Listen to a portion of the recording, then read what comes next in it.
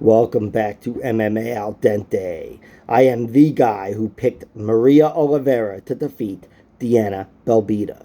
And I'm here to talk about the prelims for the UFC 289, everything but the main card here. This is all the stuff you're going to hear me say the next time about what we saw in these fights here. Nassourdine Imavov versus Chris Curtis. Look, I thought Imavov was on his way to winning a decision, as I'm sure you did as well. But he hit him with a headbutt. It is what it is. It was accidental. Nobody meant to do anything, but he still got hit with a headbutt. And after watching his last fight play out the way it did against Kelvin Gastelum, you could argue, and he has argued, that it was only a Gastelum victory due to the headbutt. So Chris Curtis, you could see he didn't want to look like the guy that was quitting, but he couldn't see. So the fight was stopped, and he didn't quit at all. But, we wanted to keep fighting. And he's a very durable guy.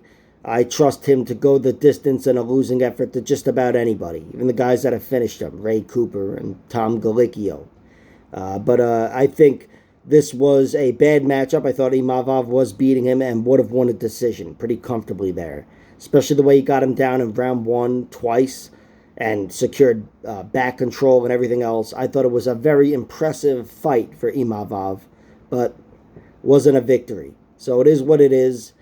Sucks for him. Sucks for both guys, of course. But yeah, a good performance, I can say, for Imavov. But in the end, this fight didn't really happen. That's how it goes down. Hopefully they get fights again. I don't know if they're going to rematch or whatever, and Chris Curtis has a cut. So it is what it is. But yeah, both guys, neither guy's stock really drops in this fight. Although maybe Chris Curtis's wrestling stock might drop. Jasmine Jasudavicius beat Miranda Maverick. This was a pleasant surprise. Miranda Maverick, I thought, was the better fighter overall, but she had a potential disadvantage in the wrestling department. I mean, technically, credentially, if that's a word, she did have a disadvantage. But Miranda Maverick is a very capable, versatile fighter. She's strong and athletic and all the rest of it.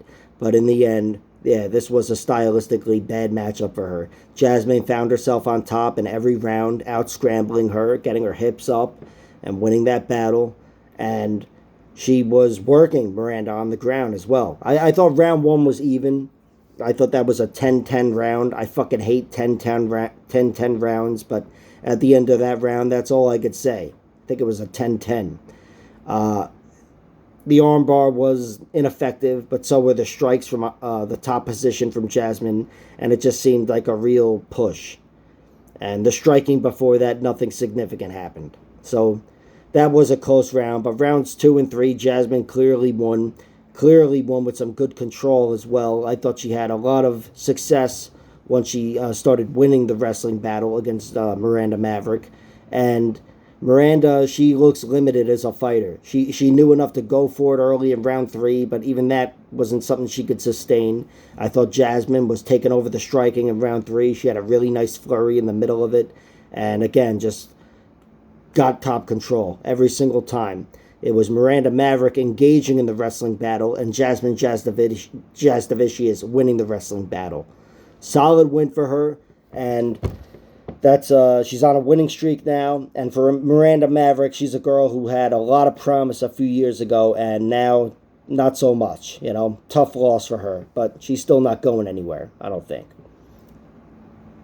Eamon Zahabi knocked out Arichi Lang in the first round. This was a beautiful knockout. Caught him with a counter off a kick through a combination and clipped him with a left hand early.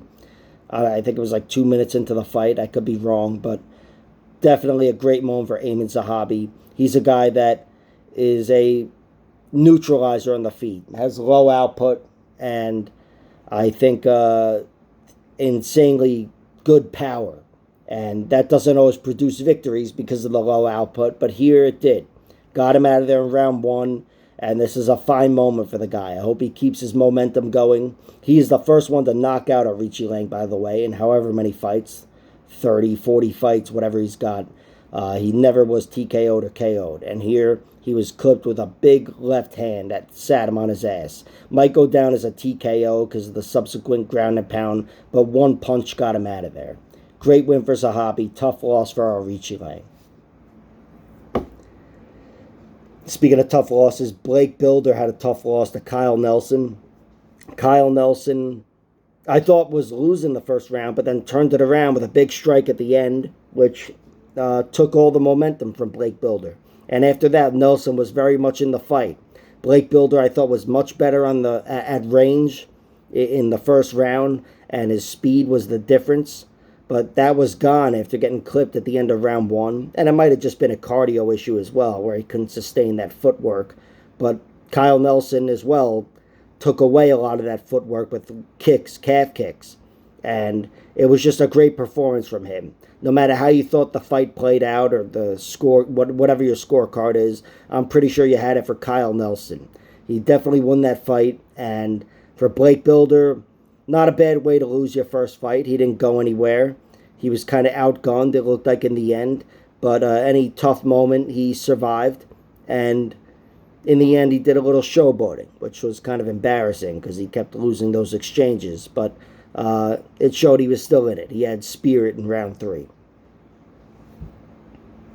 David Dvorak lost to Steve Erceg. This was an excellent fight. Steve Erceg really impressed me here. I thought he had potential to win this fight, but it was first round or bust, as is the case with most fighters taking a fight on very short notice. But Erceg was in this fight the whole way. He didn't let Dvorak take over. I thought Dvorak had a pretty strong round 1 and was looking good in round 2.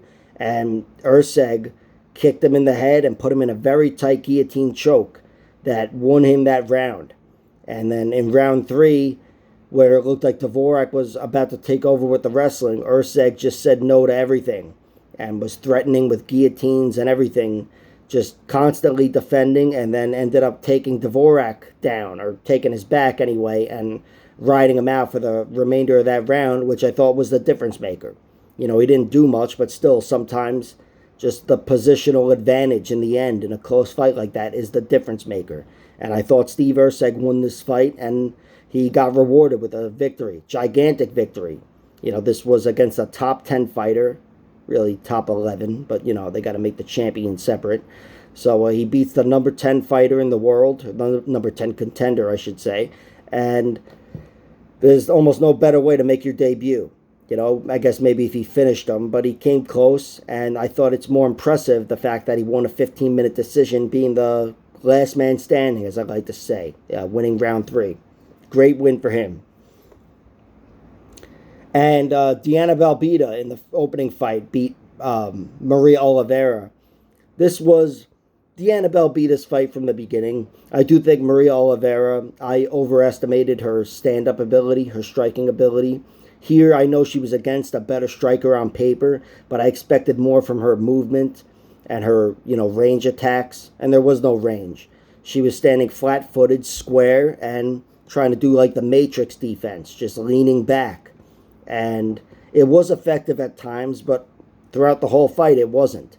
And Diana Belbita, I thought, was getting the better of the stand-up, but also bullying her in the clinch. And despite being taken down, I thought she did well overall defensively and offensively in the wrestling battle. And she was the better fighter the whole way through. Really roughed up Maria Oliveira in the clinch. I thought that sequence where she landed those knees, the first time she landed those knees, that was the, you know, pivotal point of the fight. After that, she took over. But it was a battle. And she just seemed to be the grittier fighter, better fighter on the inside. And on the outside, Maria Oliveira, like I said, she obliged Belbita's fight. Belbita was doing some of that reaching, striking early on, just reaching and throwing hooks. And she did look limited, but Maria Oliveira also looked limited. And it wasn't long till Diana Belbita started beating her up. So, great win for Belbita. Shit loss for Maria Oliveira. But altogether, a good little scrap to open the card.